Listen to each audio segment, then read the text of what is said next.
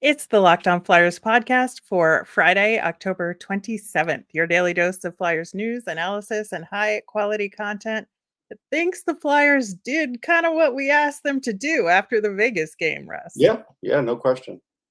All right, we'll get into how they stopped that wild comeback, the defensive changes to the team, plus preview the weekend matchup against the Anaheim Ducks, all on today's show. Your Locked On Flyers, your daily podcast on the Philadelphia Flyers. Part of the Locked On Podcast Network, your team every day.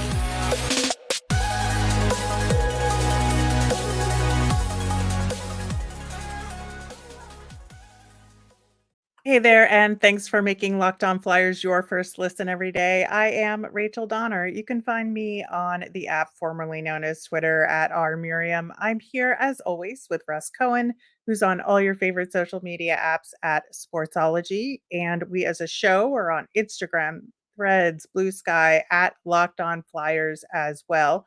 Today's episode is brought to you by Sleeper. Download the Sleeper app and use the promo code Locked On NHL to get up to $100 match on your first deposit. Terms and conditions apply. See Sleeper's terms of use for details. You can subscribe or follow us for free over on YouTube or on the SiriusXM app. Anywhere you listen to podcasts, subscribe to get our latest episode as soon as it's available here on the Locked On Podcast Network, your team every day.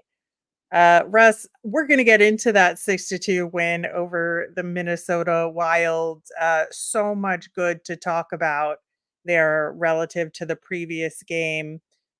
Do want to first address the blue line changes to the team. And we suggested on yesterday's show when we talked about the Flyers and their ability to make adjustments that the blue line could potentially have some changes there.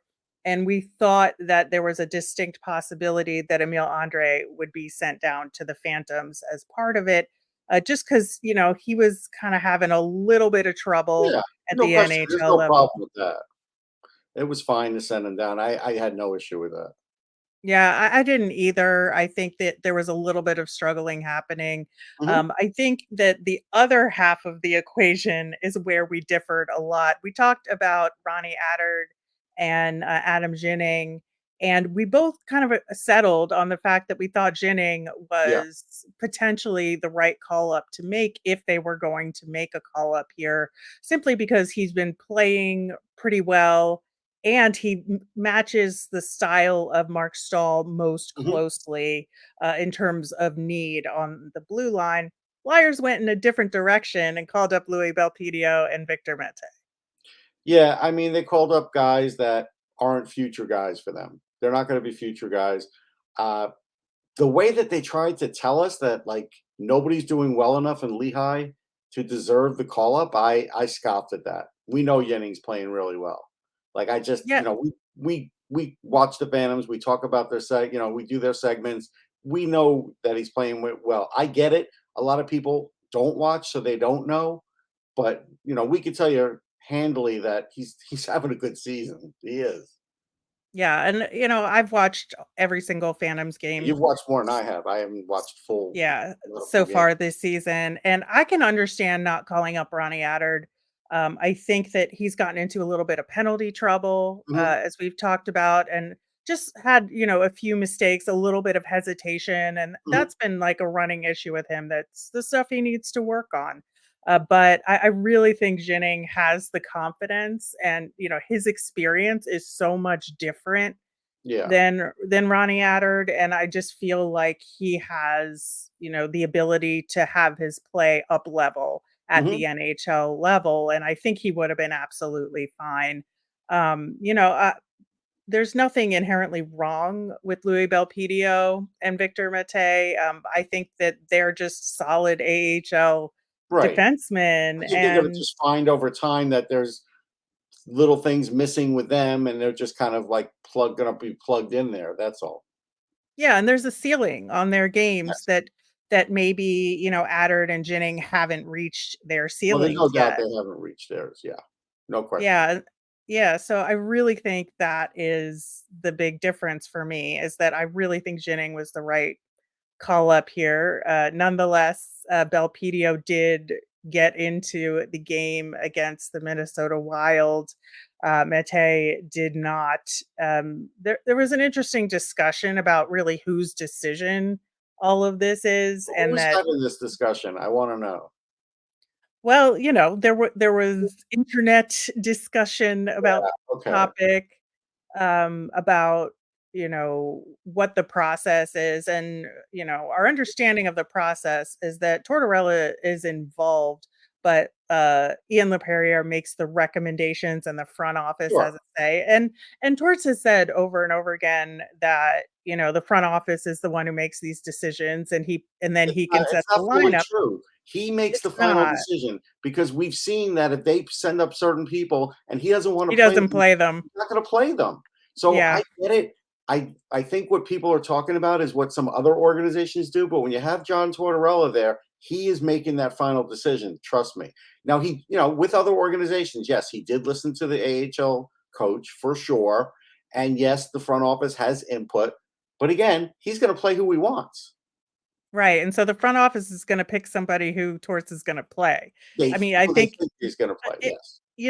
it's a two-way street here. I think, Yeah. they know Torts, and, they also are just gonna go with guys that they know that Torts is gonna have confidence in, Yeah, and but to he's a say that veteran kinda guy. right, to say that don't direct it at him because it's not his decision, stop. Stop, because he's gonna Yeah. decide who plays in these games or not, how many minutes they have. He's gonna decide all of that. Absolutely. So that is where we wound up, at the earlier in the day than I would have liked news Well, to and come Morgan out. But Frost is still not playing too. We have right, I'm just saying in terms of the blue line. no, I know, So I know. that is the next conversation, is that Yeah, I just Morgan had to Frost make is sure we still not speak playing.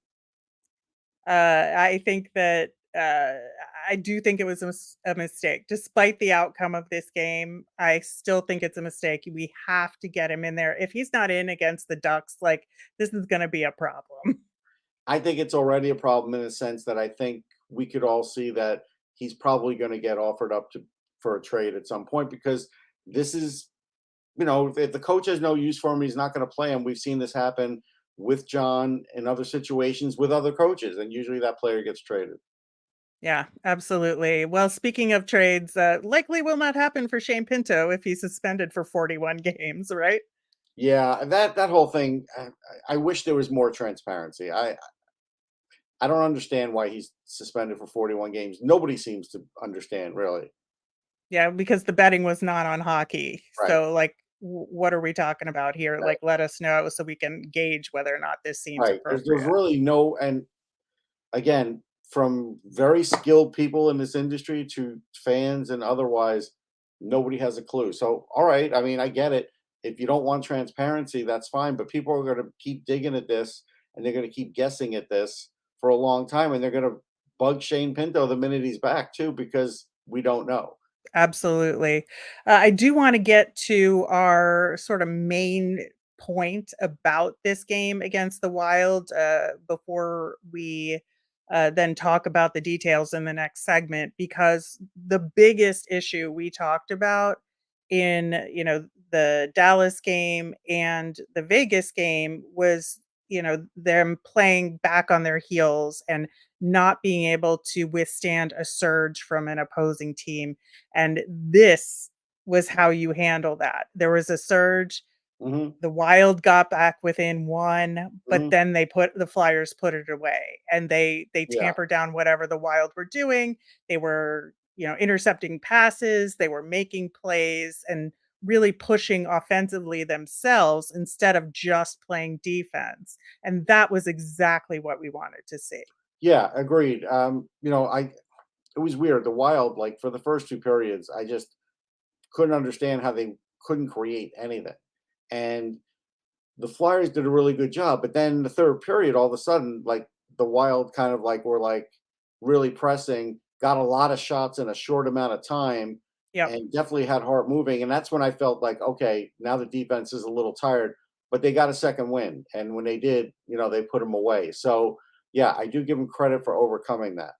Yeah, and that's absolutely huge. And I think that once you get a feel for how to do that in a game and how it feels to do that in a game, you can do it again. It's a repeatable thing, and I think Yeah. that that's something that they learned in this game, and hopefully they can repeat. Yeah, I mean, that's the hope. I mean, I think they can. Um, against a team like Anaheim, they certainly should be able to. Right, exactly. We'll talk more about Anaheim later in the show, and we're gonna talk about the Flyers' power play in a good way, if you can believe it. Yeah. We will do that and talk about first goals and all of that coming up next.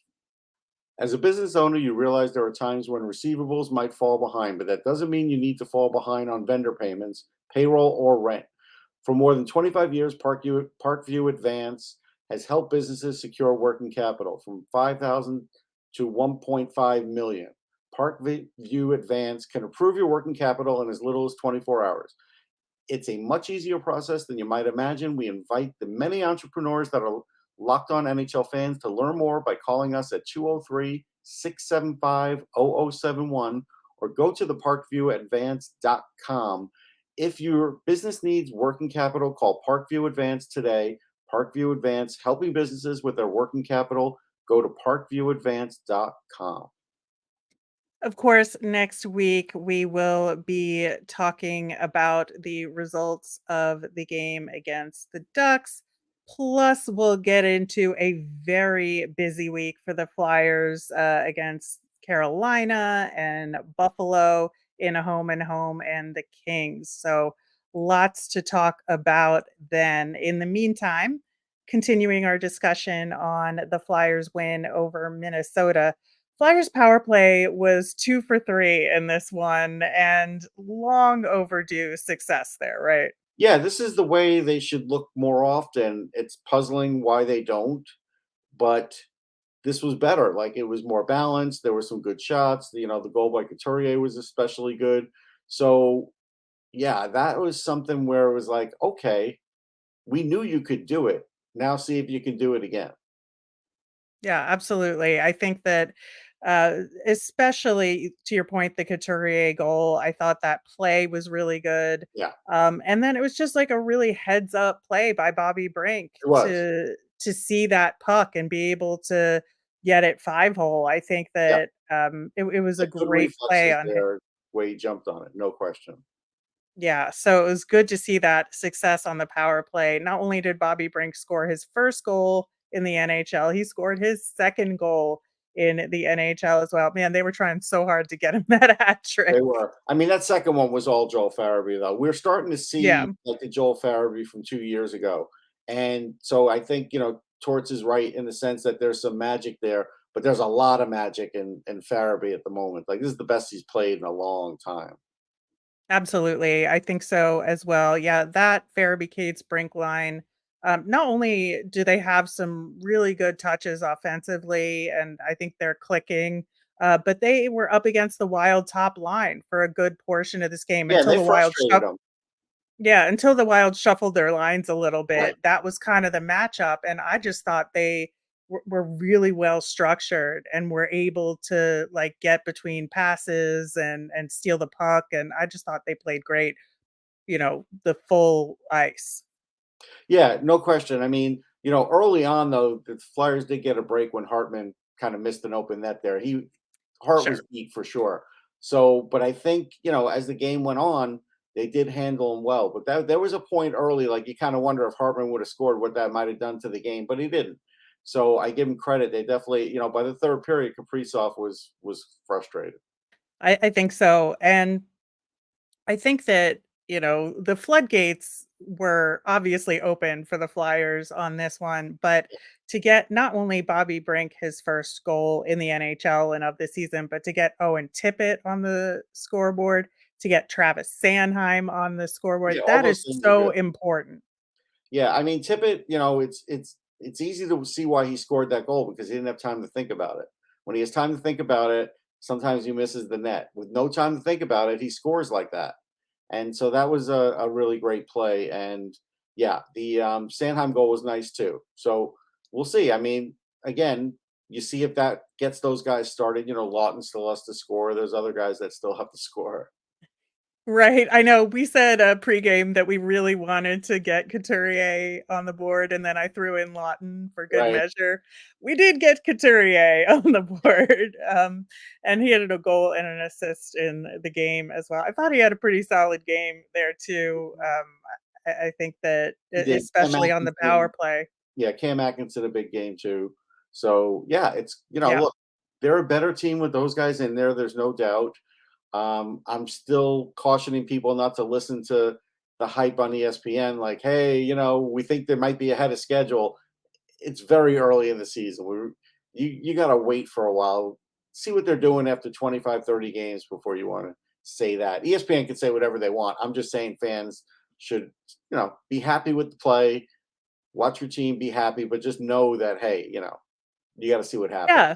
I think that, it's good to be cautiously optimistic Yeah. at times, but I do think that this team is a hell of a lot more fun than last year's team No was. question. Yeah. I mean, for as long as Atkinson and Couturier are playing, they're going to be a lot more fun. I mean, that's a lot more talent. So that's, the hope. And maybe by half season, if both those guys are still in there, I'm going to feel like they can play the whole season. But until then, I'm still going to be cautiously optimistic with them as well. Yeah, and to your point about Cam Atkinson, just a tremendous game from Yeah, he's him. come out of the Um, gate really good this season.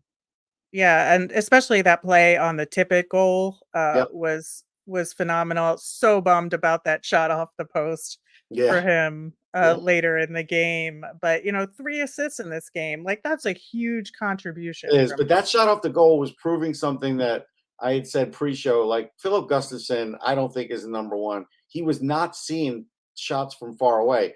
That connecting goal was a decent goal, but far side over the shoulder where the glove is, and he sort of he no, I mean he moved downward on that shot, so it made me think he didn't really have a great view of that shot. And then, like you said, the post that was he basically just crossed the blue line and or the red line rather, and let that shot fly, and it almost went in. So I just felt like Gustafson was kind of shaky. He's 22 goals in his last 4 games. Yeah, that's not good. No, it's not. Yeah, I think the Wild, have a lot to talk about They do. in Well, they meetings and already a lot said of Fleury's going next game. Like they already said that. yeah. But, yeah, they're gonna have to be watching a lot of video, as will the Flyers, because there's always something to take away from these games. I think the other things we talked about after the road trip is looking at shot distribution and getting those second chances, and I think they did get some of the second chances, that they needed to. I think, Got a few more. Couturier's goal. Yeah, I felt like they got a Yeah. few more. I don't think it was enough, but I did feel like they got a few more. Yeah, I think, they definitely improved over the last, couple of games Yes. on that front, and I think that the shot distribution was pretty solid as well. I would say obviously more so, 5 on 5, but I think that, they were shooting from all areas of the net.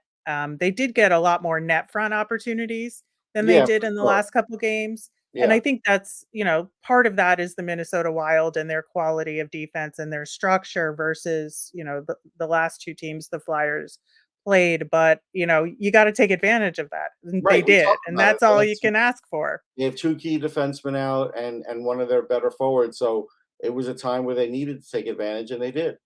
Yeah, so that's another thing you love to see as well. And, you look at where they scored the goals from as well. And so, they had 2 of them immediately net front, one a little bit outside the Yeah, the crease, and connecting. then yeah, and then 2 in the slot and 1 from way outside. Right. So I think that's really And they good. could It's have it's gotten a one, like I said, from way, way downtown too, right, but it didn't go. right. But yeah, and the Tippett one was in close. So yeah, it is what you want. Yeah.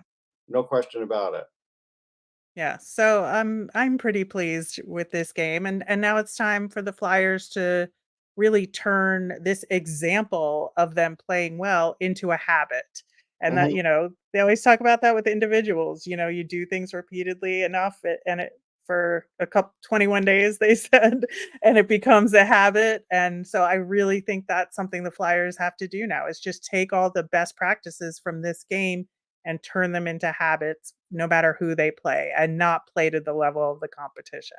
Yeah, I think that's right. I mean, but again, sometimes easier said than done. Hockey's a weird game. Like you never know why a team's gonna be so high like they were for this one and maybe have a letdown in the next game or two. It's just sometimes these things are inexplicable. Go ask Phillies fans. Yeah.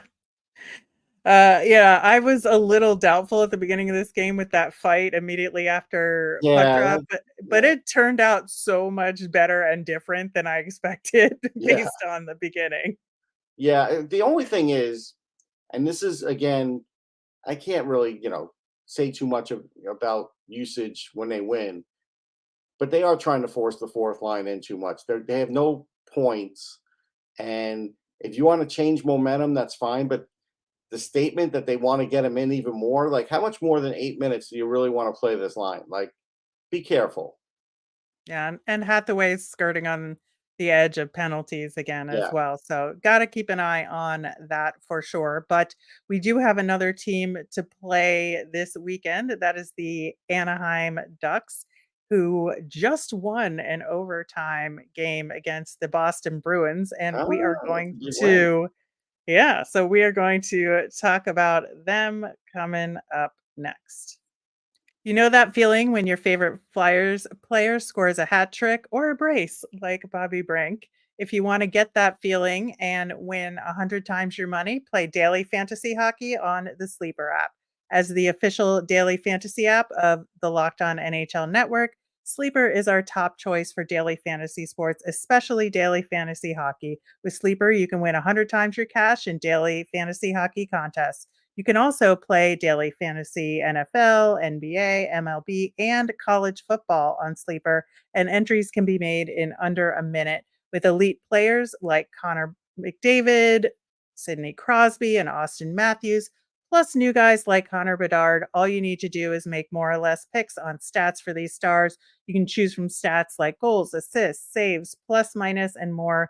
To win a 100 times bet on Sleeper, you need to correctly predict the outcome of 8 player stats. You heard me, Flyers fans. You can win 100 times your money by playing daily fantasy hockey with Sleeper. So start paying attention and nail your picks so you can win big. Use promo code Locked On NHL and you'll get up to $100 match on your first deposit. Terms and conditions apply. That's code Locked On NHL. See Sleeper's terms of use for details and locational availability. All right. So, like I said, the Anaheim Ducks just beat the Boston Bruins in overtime 4-3 last night. The Ducks forced overtime in this one, scoring twice in the last 2 minutes of the game. The Bruins had been up 3-1. Leo Carlson scored in this Yeah, one. yeah, 2 points. Radko Gudas scored in this one as Yeah, I well. saw that. Our old friend there. And I think that it's interesting because Anaheim is a rebuilding team as well, right? Mhm. And it's hard to really, I think, compare the Flyers and the Ducks at all, just because of the nature of kind of the talent that they've been able to draft that are already playing for the team versus kind of the Flyers are a year to 2 to maybe 3 years away from getting that high end talent on the main roster. Yeah, for every, Mintukov they have and Carlson and Zegras, which is the future, the Flyers have some of their, aging guys that are way better than anybody Anaheim's got, like Konechny and Couturier and Atkinson. So it's different. It's a different kind of rebuild, and Yeah. so yeah, I do see the difference for sure. Yeah. And so, I think the Ducks last year were just an utter train wreck, Yes. despite having Trevor Zegras. Troy Terry was basically it on Mhm. that team other than Zegras. But, they were going to take a step forward this year. They may not, get above, sixth in the division to be generous, but I think that they are gonna move up a little bit. And I think one of the most interesting things about the Ducks right now is how they're managing Leo Carlson, and that they're trying to, because he's young, ease him into the NHL with the more robust schedule by having a usage load management system for him. So he will have scheduled games off over the course of, the first several months of the season. He'll play in the majority of games, but not all of them, just to manage his ice time and his fitness and his readiness. And as a prospect guy, how do you feel about that? I'm okay with it if they actually do that. I don't think he's going to play the majority. I think what they're going to do is keep him under the 40 game mark like they did Zegras, so he doesn't Hmm. get closer to free agency on the other end, and they're going to space it out. So what they're going to do is they're not going to play him a ton at the very beginning. They'll make sure he goes to World Junior Camp, and then they lose him for a month and a half there. When he comes back, they could give him a conditioning stint if they want, or put him back with the team. But I think after he hits the 40 game mark, or we'll see. We'll see if he hits that. I don't know if he's going to hit that, and so I'm skeptical. But on the surface, I can't be mad that they want to have him ease into it. That's fine. But we also have to remember he's played in a men's league, so Yep. it's different than Fantilli. He's already played professionally, and so I'm 50-50 as if he really needs it, but I'm okay with being careful.